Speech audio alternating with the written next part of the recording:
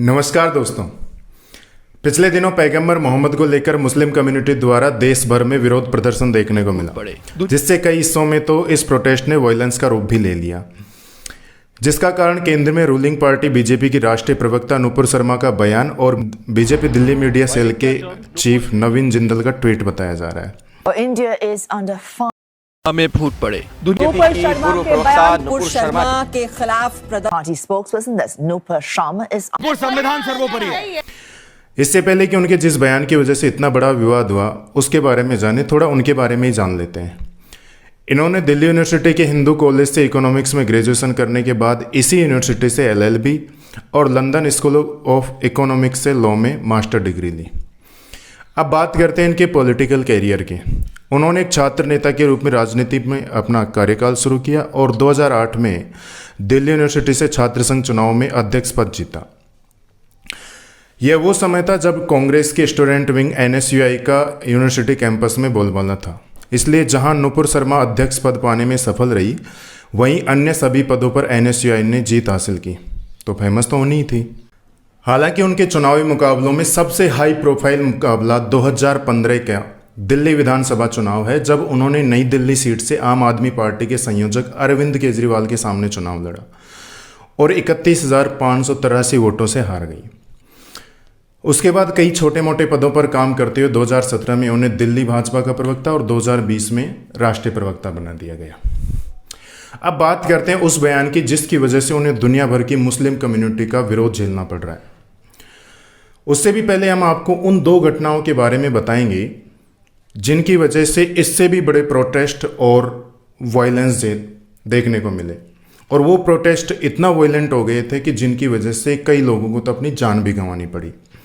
जिनमें से पहली घटना ये थी कि 30 सितंबर 2005 को डेनमार्क के एक न्यूज़पेपर जाइलैंड्सपोस्टन ने 12 कार्टून पब्लिश किए, जिनमें से अधिकांश में पैगंबर मोहम्मद को दिखाया गया था, जिसके लिए न्यूज़पेपर ने अनाउंस किया कि ये सब इस्लाम को क्रिटिसाइज करने और सेल्फ सेंसरशिप के लिए था। इसके लिए डेनमार्क में मुस्लिम समूहों ने शिकायत की। इस मुद्दे के लिए अंततः दुनिया भर में विरोध प्रदर्शन किया, जिससे कुछ मुस्लिम कंट्रीज में वायलेंस और कम्युनल राइट्स भी हुए। इन कार्टून्स पर ऑब्जेक्शन करते हुए डेनिश मुस्लिम संगठनों ने इस्लामिक कंट्रीज के एम्बेसीज और डेनिश गवर्नमेंट से पिटीशन दायर की और न्यूज़पेपर के खिलाफ एक जुडिशियल कंप्लेंट दायर की, जिसे खारिज कर दिया गया। डेनिश गवर्नमेंट से साथ न मिलने के कारण कई डेनिश इमामों ने इस मुद्दे पर समर्थन जुटाने के लिए 2005 के अंत तक मिडिल ईस्ट का दौरा किया। ये सब कुछ ठीक था, लेकिन अपने पक्ष में सपोर्ट जुटाने के लिए इन लोगों ने लोगों के इमोशंस के साथ भी खेला। ऐसा हम इसलिए कह सकते हैं कि इन लोगों ने उन 12 कार्टून्स के साथ एक फेक कार्टून भी लोगों को दिखाया, जबकि वो फेक कार्टून जिसको हम फेक बोल रहे हैं वो उस न्यूज़पेपर ने पब्लिश ही नहीं किया था। उस फेक इमेज में पैगंबर मोहम्मद को एक सुअर के रूप में दिखाया गया था, जिसे इस्लाम में निषिद्ध और अशुद्ध रूप में माना जाता है। बाद में इन्वेस्टिगेशन में पता चला कि ये जो इमेज थी ये एक सुअर चीखने की प्रतियोगिता से ली गई थी। इस मुद्दे ने मुस्लिम मेजॉरिटी कंट्रीज में मीडिया का ध्यान आकर्षित किया, जिसके कारण 2006 जनवरी के अंत और फरवरी की शुरुआत में दुनिया भर में प्रोटेस्ट हुआ। कुछ हिंसा में बदल गए, जिसके परिणाम स्वरूप 250 से अधिक लोगों की मौत हो गई। डेनिश और अदर यूरोपियन डिप्लोमेटिक मिशंस पर अटैक, चर्च क्रिश्चियंस और डेनमार्क का बहिष्कार होने लगा। 9 सितंबर 2006 को BBC न्यूज़ ने बताया कि डेनमार्क के सामानों के मुस्लिम बहिष्कार ने फरवरी और जून के बीच डेनमार्क के टोटल एक्सपोर्ट में 15.5% की कमी कर दी, जबकि इस साल की पहली तिमाही में डेनमार्क का अमेरिका को एक्सपोर्ट 17% बढ़ गया। कुल मिलाकर बहिष्कार का कोई प्रभाव नहीं पड़ा। हालांकि कुछ समूहों ने डेनिश नीतियों का समर्थन करते हुए डेनिश खरीदे अभियान चलाया और फ्रीडम ऑफ स्पीच का समर्थन किया और कहा कि आतंक के डर के बिना इस्लाम पर खुलकर डिस्कस होना चाहिए। यह प्रोटेस्ट इतना बड़ा हो गया था कि डेनमार्क के प्रधानमंत्री एंडर्स फोग रासमुसेन ने इस कंट्रोवर्सी को सेकेंड वर्ल्ड वॉर के बाद डेनमार्क की सबसे खराब इंटरनेशनल रिलेशन इंसिडेंट बताया। अब हम दूसरी घटना की बात करें तो ऐसी ही एक घटना फ्रांस में घटित हुई। 8 फरवरी 2006 को शार्ली हेब्दो मैगजीन ने भी पैगंबर मोहम्मद का व्यंग्यात्मक कार्टून छाप दिया और ऐसा उसने कई बार किया, जिसके बदले में 7 जनवरी 2015 को AK-47 से लैस 2 गनमैन शार्ली हेब्दो के ऑफिस में घुसकर अंधाधुंध फायरिंग कर दी। इस मास शूटिंग में 12 लोग मारे गए, जिनमें 2 पुलिस वाले भी थे, जबकि 11 लोग घायल हो गए। और जो हमलावर आए थे वो ये कहते हुए निकल गए कि हमने पैगंबर का बदला लिया है, अल्लाहू अकबर, ऐसा कहते हुए भाग निकले।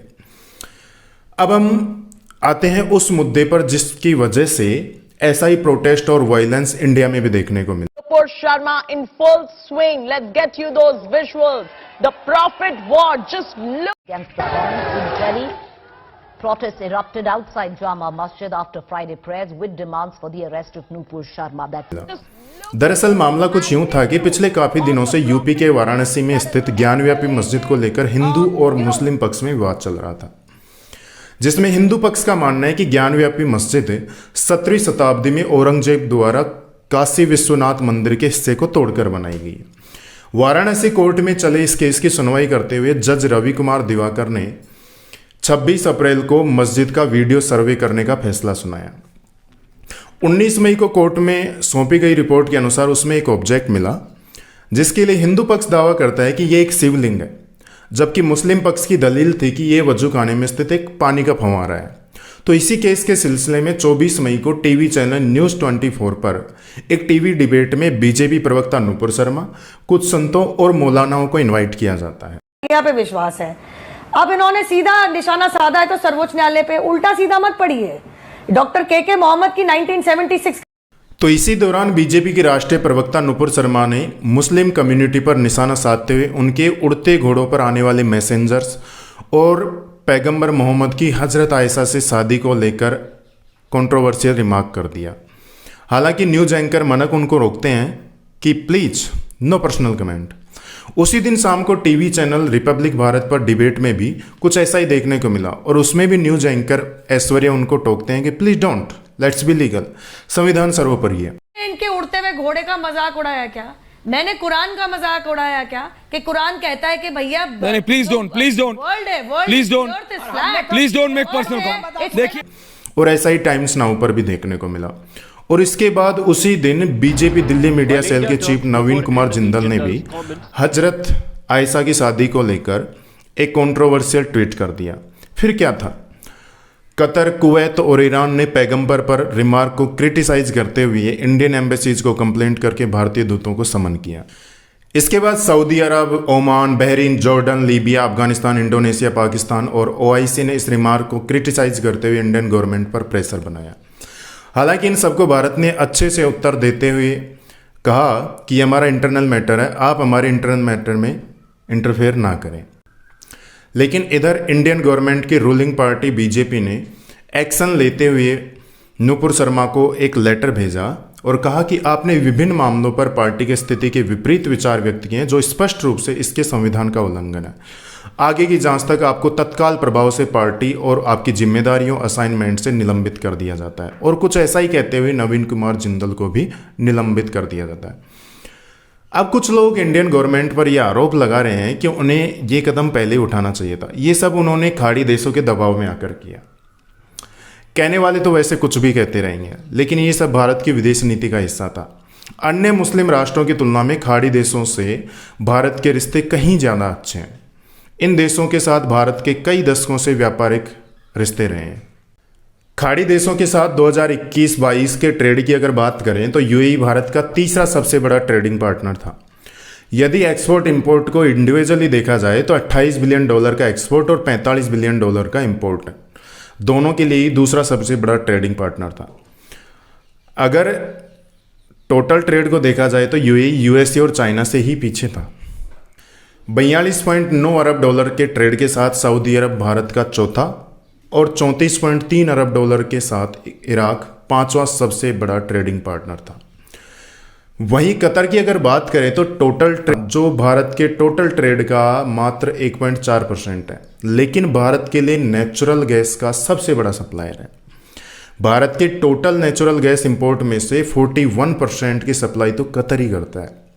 वहीं ओमान UAE और चाइना के बाद भारत का सबसे बड़ा इंपोर्टर था और इतना ही नहीं, कई इंडियन कंपनीज ने वहाँ पर लोहा, स्टील, सीमेंट, फर्टिलाइजर्स, कपड़ा जैसे फील्ड्स में इन्वेस्ट भी कर रखा है। अब मेरे ख्याल से ये बात उन लोगों को अच्छे से समझ में आ गई होगी कि खाड़ी देशों का भारत के लिए कितना इम्पोर्टेंस है। अब हम वापस अपने मुद्दे पर आते हैं। तो अब होता यह है कि खाड़ी देशों के समन के बाद भारत की मुस्लिम कम्युनिटी को भी लगा यार अब हमें भी कुछ करना चाहिए। और वास्तव में ये पूरी कम्युनिटी को नहीं लगा, ये लगा कुछ मौलाना और मौलवियों को। अन्यथा तो आप नुपुर शर्मा के बयान और कानपुर, रांची और वेस्ट बंगाल में जो प्रोटेस्ट हुआ था उनकी डेट को देख सकते हैं कि कितना डिफरेंस था, कितने दिनों के बाद हुई थी। कुछ लोग तो उनकी फांसी और सर कलम करने की बात भी कर रहे थे।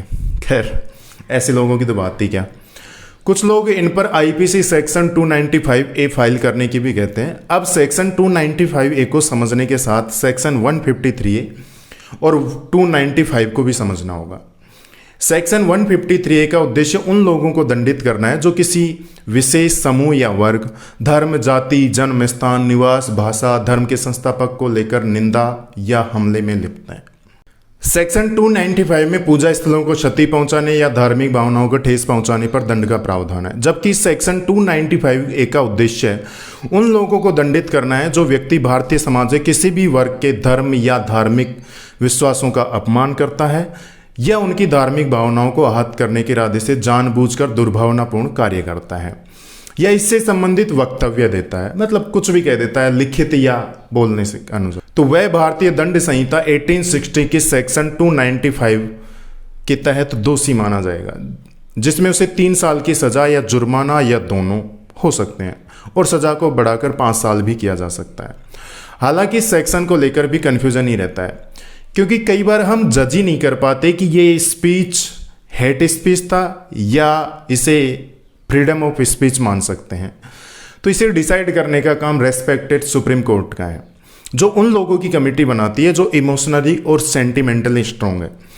क्योंकि कई बार लोग इतना सेंटिमेंटल हो जाते हैं कि ट्रेडिशंस को लेकर या रिलीजन को लेकर कही गई बातों को ऐसे सोचने लगते हैं कि यार इसने तो मेरे बारे में ऐसा कह दिया, मेरे धर्म के बारे में ऐसा कह दिया, तो इसके लिए वो सेंटिमेंटल और इमोशनली स्ट्रांग होनी चाहिए।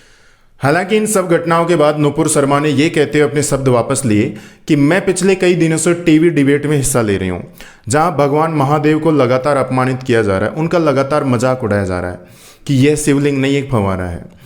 उनका रोड साइड साइंस और पोल्स से कंपैरिजन करके मजाक उड़ाया जा रहा है कि फिर तो ये भी शिवलिंग है। मैं उनके अपमान को सहन नहीं कर सकी और इसके रिस्पॉन्स में मैंने भी कुछ कह दिया। अगर मेरे शब्दों से किसी की धार्मिक भावनाओं को ठेस लगी हो तो मैं अपने स्टेटमेंट को वापस लेती हूँ। मेरा किसी की धार्मिक भावनाओं को ठेस पहुंचाने का कोई इरादा नहीं था। खैर, ऐसे लोगों पर कार्रवाई तो होनी ही चाहिए जिनकी वजह से इतने बड़े दंगे हो जाते हैं कि लोगों को अपनी जान भी गंवानी पड़ जाती है। और साथ ही उन मौलानाओं पर भी होनी चाहिए जो टीवी डिबेट में आकर दंगे भड़काने में कहीं ना कहीं इनडायरेक्ट रूप से इन्वॉल्व होते हैं या फिर लोगों को डायरेक्ट भी भड़काते हैं। इस मामले में मैं कमर वहीद नकवी साहब के कुछ ट्वीट्स आपको शेयर करना चाहता हूं।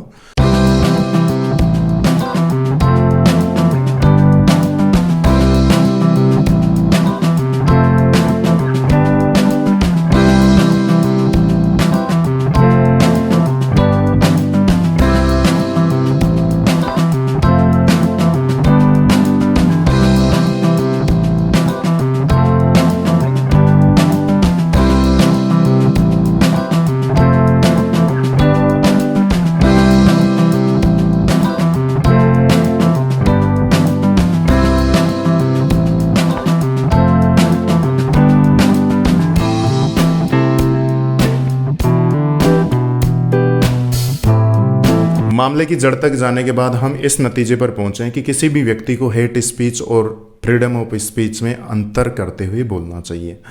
और अगर आप रूलिंग पार्टी के प्रवक्ता हैं तो आपको और भी ज़्यादा अवेयर होना पड़ता है, क्योंकि आपका बयान पार्टी का ही ना होकर गवर्नमेंट का बयान हो जाता है। और दूसरी बात ये कि कट्टरता बड़ी खतरनाक होती है और बात जब धर्म को लेकर हो तो यह और भी खतरनाक हो जाती है। तो इसका मतलब है कि हम बदलाव नहीं चाहते, सैकड़ों हजारों साल पहले से चली आ रही ट्रेडिशंस के साथ जीना चाहते हैं। तो ट्रेडिशंस को लेकर हमें समय के साथ वास्तव में फ्लेक्सिबल होना चाहिए, क्योंकि परिवर्तन ही प्रकृति का नियम है।